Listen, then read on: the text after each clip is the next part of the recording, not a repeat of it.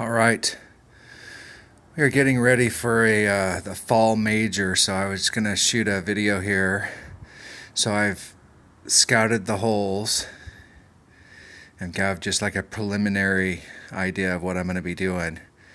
As the week goes on, I'll continue to perfect those.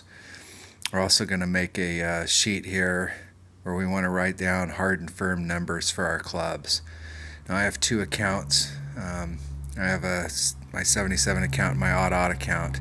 And while they have very similar clubs, the odd account has better clubs in a lot of these categories.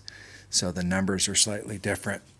So what I want to do is make sure for this particular account, I'm starting to get my numbers a little mixed up.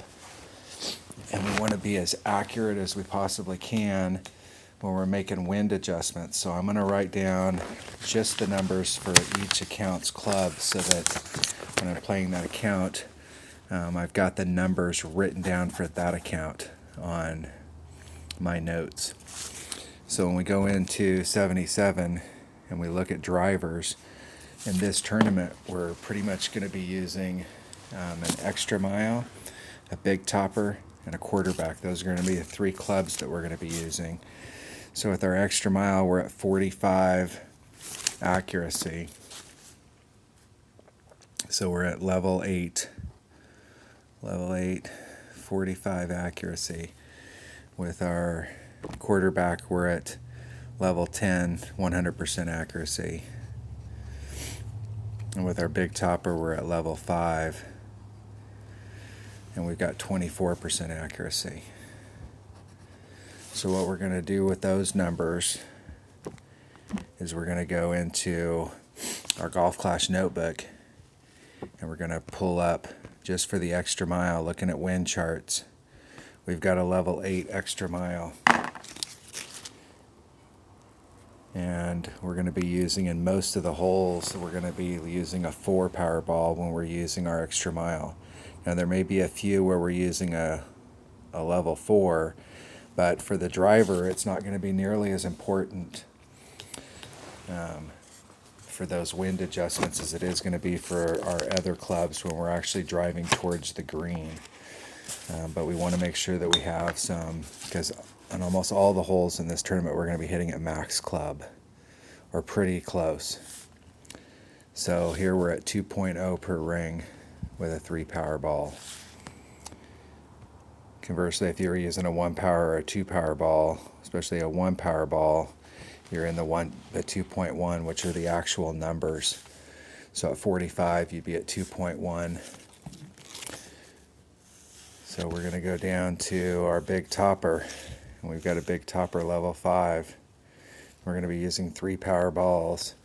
So our big topper's at 2.6. If we up it to a 4-point ball, it's going to drop that down to a 2.5. And with our quarterback, we're looking at, once again, we're at level 10. We're at the 1.0 per ring. So we're going to take the same stuff going through our woods. We're primarily going to be using a sniper and a guardian. I haven't had any instances where one of those two clubs wouldn't work. Now I will say, if you're playing these new Eagle Peak holes, which is for the tournament that we're practicing for now, which is the fall major, there's going to be some holes, if you've got undeveloped clubs, where the big dog is definitely the club to have. So we're going to be writing down the guardian, the sniper, and the big dog. So our guardian's at level 7, our sniper's at level 9, and our big dog's at level 8. So we're going to go back to golf class notebook, and we're going to go back to clubs, and we're going to go to woods, and we're going to be looking for the big dog at level 8. And at level 8, let's do the big dog wind chart. At level 8, with a 3 power ball, we're looking at 1.8. And in most of the cases that you're using a big dog, you brought the big dog because there's distance issues. More than likely, you're going to be using a 3-power ball. So having that number for your big dog is key. And the big dog gets a lot of its accuracy towards the end. It's pretty not accurate until it gets to level 7 and 8, where it finally starts to get something. Our Guardian, we're at level 7 on this account, and we're using a 3-power ball, so we're at 1, 2. In my other account, it's a level 8, and so it hits a little different. So we're at 1.2 per ring. And we know our sniper's at 1.0. It's just like our... But the key numbers on the Guardian are the minimum number at 1.2. Mid number is 1.3. And I've been hitting about 1.5, and I've been off just a little. So, and we're hitting 1.5 at minimum, and I've been hitting 1.7 at minimum, and so I've been off just a little.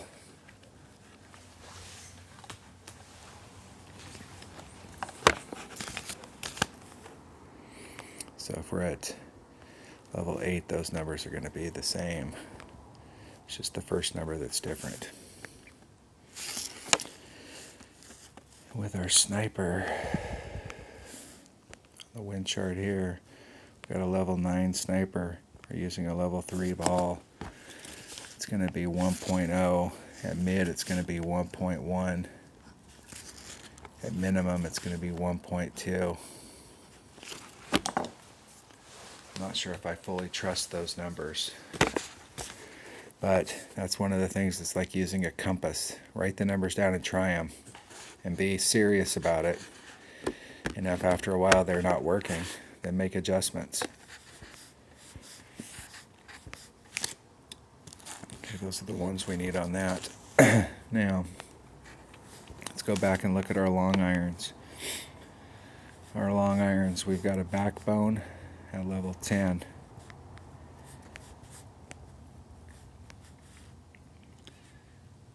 In most cases, we're going to be on this course. Now, on the par 3s, it'll be a little different, but we're at 1.2.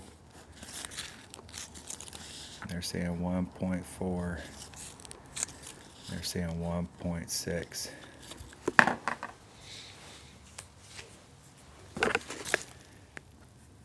And then on the Saturn, on the wind chart, we're at level 10. We're a 3-power ball. We're at 1.9, 2.2, and 2.7.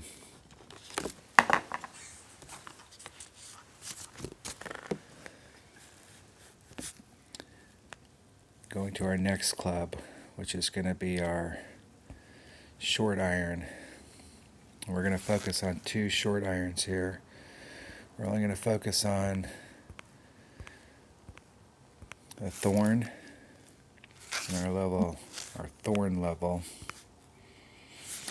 at 7 and 6.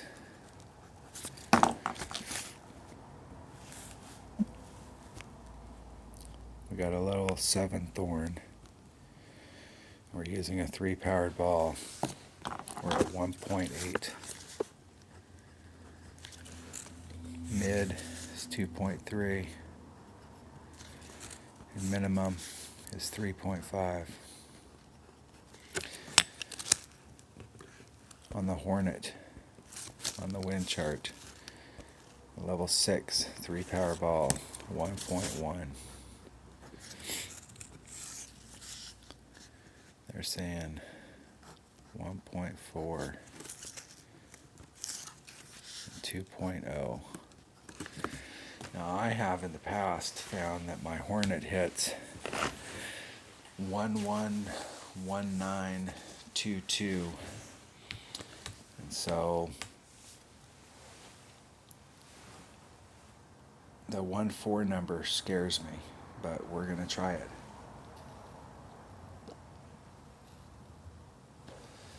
And And I've had a few where I'm hitting at the minimum, where I've just missed, not really having to take out a whole lot of wind there, but I've just barely missed them. So we'll try the 2.0. It's a good easy number. Hey, we're going to go down to wedge. Now, as you can tell, there's some setup and some studying. Those guys are at the top of the charts in the tournaments. They didn't get there just by willy-nilly. They have notes. They know their clubs. So the only wedge that we're pretty much ever using is a rapier. Wake up, hubby. Thank you, baby. Getting a drink. It's thirsty. So we got a level 5 rapier. So we're at level 5. In most of these holes, we're using a 3 power ball. And so we're at 1.8. If we're at mid club, we're at 3.7. If we're at minimum club, we're at 7.3. But if you're at minimum club, you're using it pretty much when I get to mid. I do a half a cup. Like I'll stay in the cup, but against the edge. And if I'm at minimum, I hardly move it at all, just because at that point you're more than likely flattened out and you're never really going to use that number. So the real big number there is the 1.8.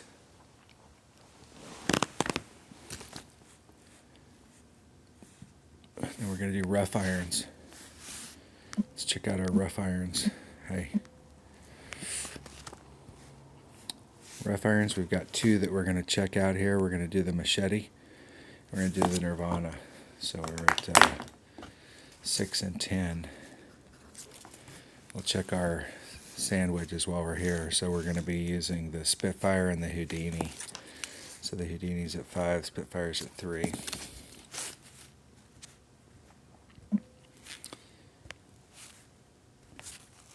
And we'll go back up to clubs. And we're going to go to rough irons. And we're looking for the Nirvana and the machete. So our machete's at level 10. We're using 3 power balls. So we're at 2.5. 5.0.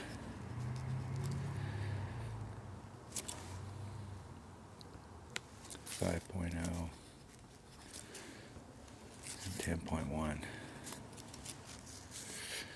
So let's go check out the Nirvana and see how they have their numbers. On my Nirvana, I usually play 2 per ring at max, 2 miles per hour per ring at max, about 4 at mid, and about 16 when it's in its minimum. So it's very light movements. So we're at level 6.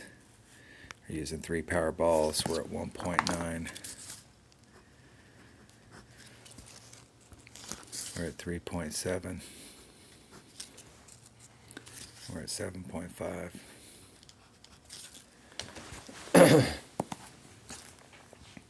The problem with the minimum number is that you can bring a rough iron all the way back to you.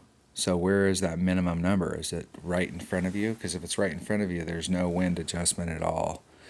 So at some point, that 7.5 takes into effect. When you're getting into that range, we're talking about such a small number because you're so close that it's very unlikely it's going to really play a factor. So we're going to go up to sand wedges. We're looking for a Spitfire and a Houdini. Houdini, level 5. Minimum, power 3 ball, 4.5. 4.5 per ring. At mid, 8.9. And at minimum, they've got it at 17.8.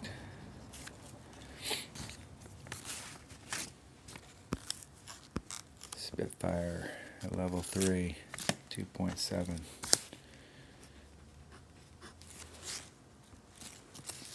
5.4, and 10.9. So we have numbers written down for our clubs. Now, what you can do is you can get at Golf Clash, they have the Golf Clash notebook.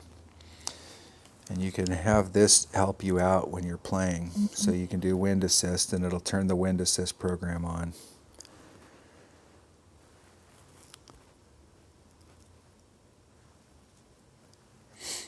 And you can do your bag setup.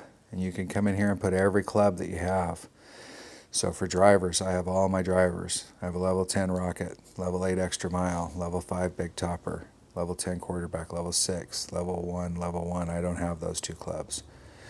You can put all the clubs that you have in here at what level they're at. So when you're playing, you can come here, pull down the list, and you can pick out the driver that you're using. Yeah, I'm using my extra mile. You can pick out which wedge that you're using. You can pick out all of the clubs that you're using and put them in your bag. So what I have selected is I've got a big topper, a guardian, a backbone, a hornet, a rapier, a Nirvana, and a Spitfire. So let's select the extra mile. So when you're playing in the game, what you can do is you can come in here and you can go, okay, hey, I'm hitting this with my guardian. And we've got a 2.6 wind, and it'll tell you at max you're going to pull 2.3 rings, and at mid you're going to pull 2.0, and at minimum you're going to hit 1.7. So it'll give you some information. Now you can change what power ball you're using. So if you're using a 4 power ball, you can come in here and adjust that, and those numbers are going to change. You can also do elevation. So if you look up and you see you're looking way down at the hole, you know, how much difference is that? Is it a 20%? I mean, that's going down the hole. Or is it a 10%?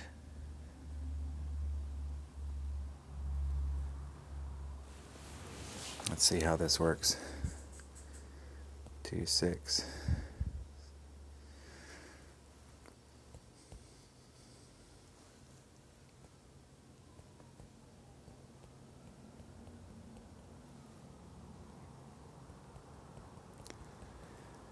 Be nice if it gave you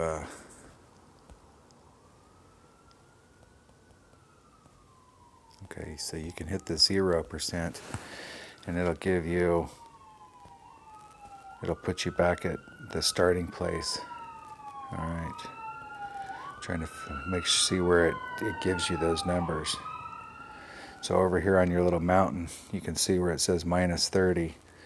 So we can hit the 0% and it'll reset. So you can change those numbers, and you can have this up while you're playing the game, and it'll give you all the numbers for your clubs. Another cool feature of this is it'll give you a grid. So it gives you an alternate place to, if you're using the ring method, instead of having to use the take shot at the bottom, you can use this line here. The one thing I do like about this line is trying to get the habit of getting this closed to that point. So once you set it up on a club, it'll leave that little window up.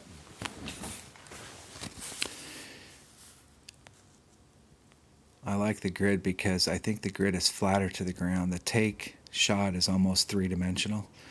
So you're never sure when you're pulling the rings down to the line, whether you're pulling them to the line or if you're looking at it at an angle. But on this one, it seems like it lays flatter, and you might be able to get a little more precise. Some of the stuff on this, I've had this notebook since it came out, but I haven't used it a lot because I haven't had time to really practice with it. And I take up almost the entire shot clock every single time I play. And so trying to work in an additional thing, I'm just taking it slow.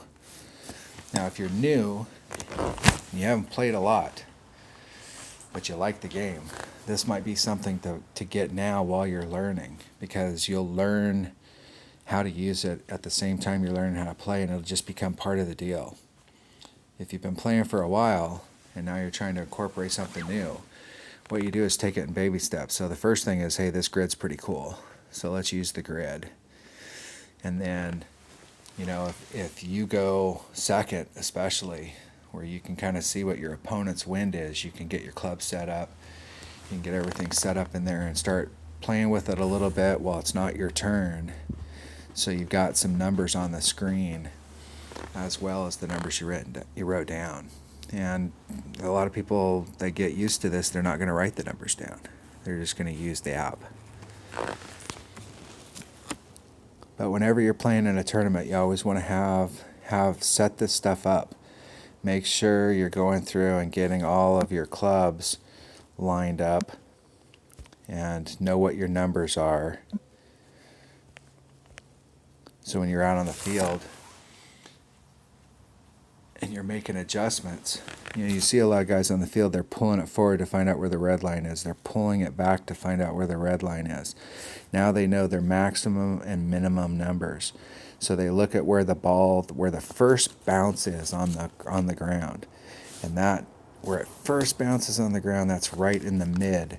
So they're going to use those mid numbers. So on my Guardian, I'd use a 1.3. And so it'd be 1.3 miles per hour per ring. So the way I calculate it, I'm used to calculating it as how many miles per hour per ring. So if I have a 2.6 wind, I know I'm going to move it 2 rings. So I have to do the math in my head. The cool thing about this app is that if you come in here and you use your Guardian and you had a 2.6 wind, just like we had, at max we're going to move it 2.3 rings. At mid with no wind, with no elevation adjustments. At mid we're going to do it 2.1 rings. And at minimum distance we're going to move it 1.8. So there's a little bit of different way of looking at the numbers. When I first started looking at it, it was like, okay, I got to move it 2.3 per ring. No, it's telling me to move it 2.3 rings. It's already done the math. So for new people, this really could be a way to dial your clubs in, and you don't have to know all of this math or how to figure it out like some of the people did when we first started. All right, that was a little tutorial on how to set up your bag, get all your numbers when you're playing in a tournament. Thanks for watching.